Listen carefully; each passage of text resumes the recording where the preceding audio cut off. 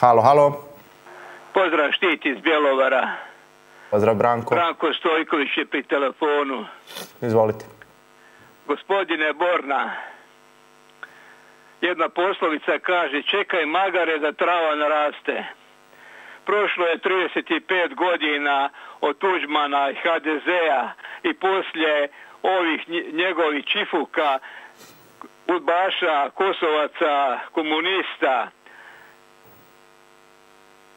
Što je interes Hrvatske? To treba postaviti pitanje.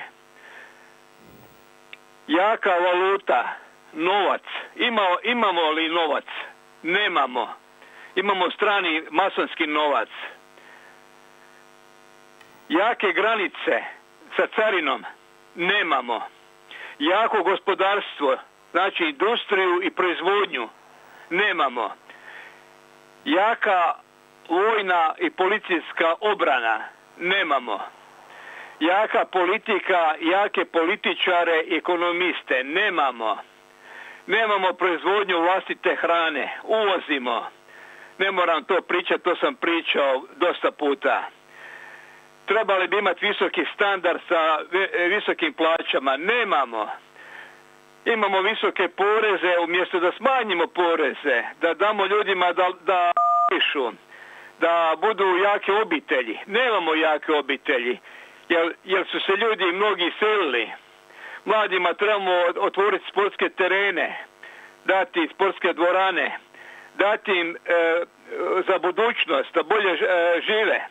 Ali činjenica je, ovo kad se sad priča o Domovinskom pokretu, ja sam to rekao nekoliko navrata i bio sam u pravu. Pozdravljam doktora Josipa Jurčevića što je istupio i nije dao potpis svoj za HDZ i Plenkovića. Smatram da će to učiniti i Bartulica, a i Stipe Mlinarić-Šipo. Znamo kak i on diše, šta je pričao sve za HDZ. A moram ovo spomenuti usput. Danas je pokušaj destabilizacije Hrvatske. To ste mogli vidjeti Peđu Grbina, SDP, za dan pobjede nad antifašizmom i dan Europe 9. svibanj. Gdje je on? Na partizanskom groblju. Nije on negdje gdje se otvara hrvatska firma, hrvatsko poduzeće, gdje bi trebao mlade usmjeravati. Tamo ga nema.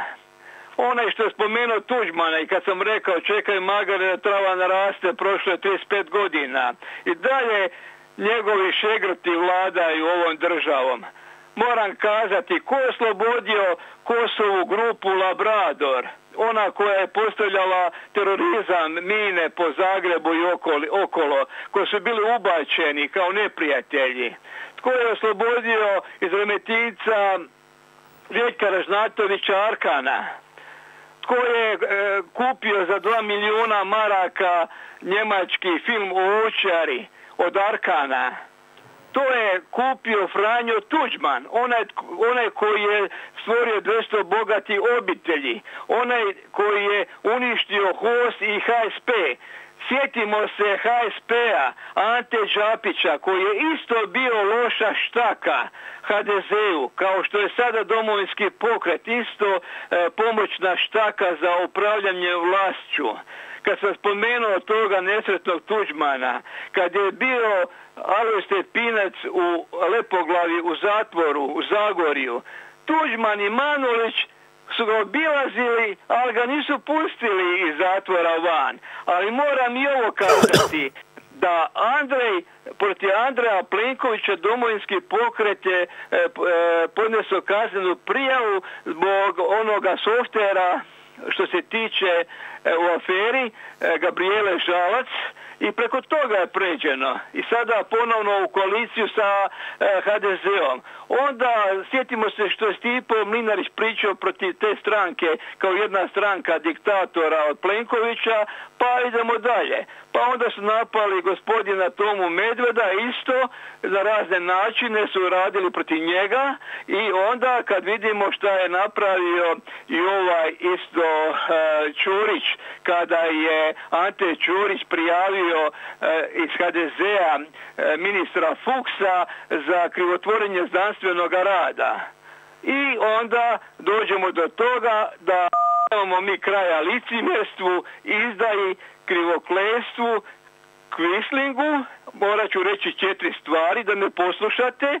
Prva je stvar kada je Džingi Khan, kada je on bio osvajatelj, kad su došli njemu da se poklone, on je tima prvima osjekao glave, a ovaj Staljin je rekao izdaja je poželjna, ali nije poželjan izdajnik. I reću ovo na kraju. Onaj tko nije pročitao 4 knjige, on ništa ne zna o životu, ne zna o ničemu živome.